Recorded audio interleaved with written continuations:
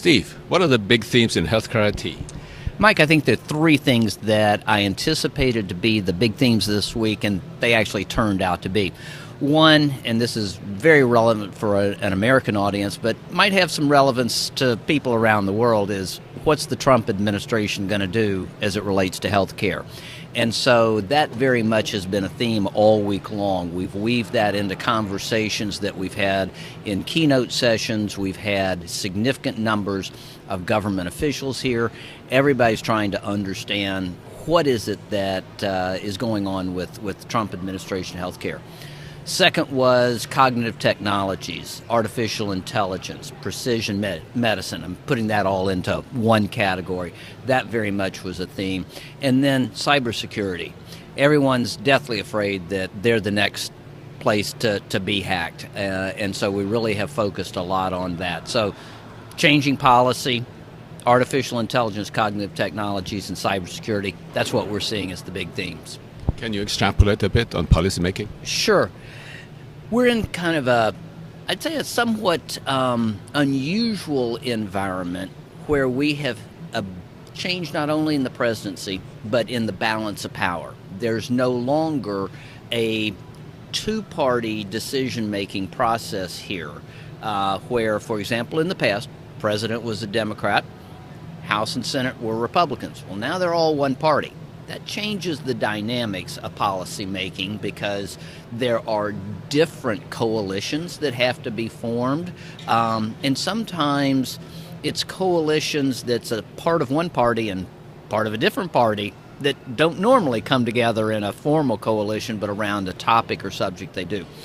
What we're trying to do this week is help people start to understand the directions that the administration might go. Do we know exactly? No, nobody here does, because there's nobody who has been approved for the highest levels of positions who were, one, able to get here, or two, those positions haven't been filled yet. We're very early in this administration.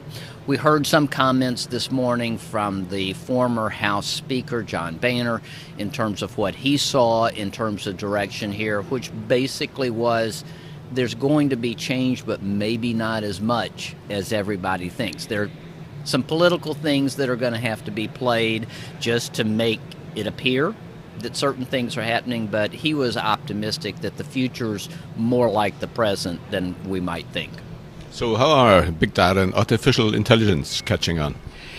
I can think back no more than 4 or 5 years ago where that was sort of the cutting edge. It was the thing that's coming. Well, it's here.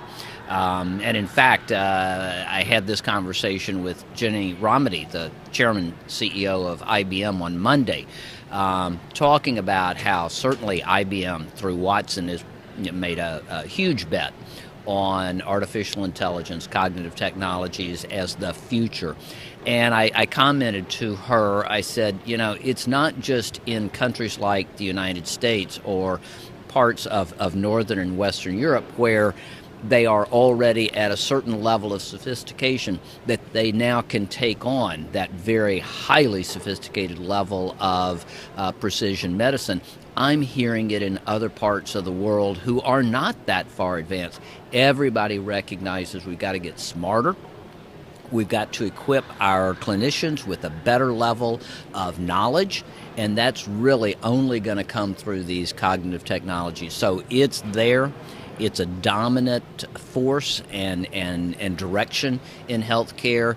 It's equipping physicians and nurses with a level of knowledge they've never had, and it really is going to be a major part of our future. Let us have your take on cybersecurity. Yeah, as I mentioned earlier, everybody's afraid that they're going to be the next target, and healthcare has not yet quite figured it out.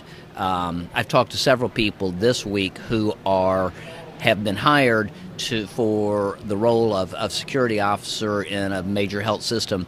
They're not from healthcare. They're coming at this from a different industry where there is a longer history of dealing with cyber threats. And so healthcare is looking at this and recognizing, okay, if we don't have the historical knowledge, we got to go to places to find it. So people who have military or defense backgrounds, people from the financial sector, a number of places like that where the issues around corporate security and such was established some years ago. Sophisticated systems were developed.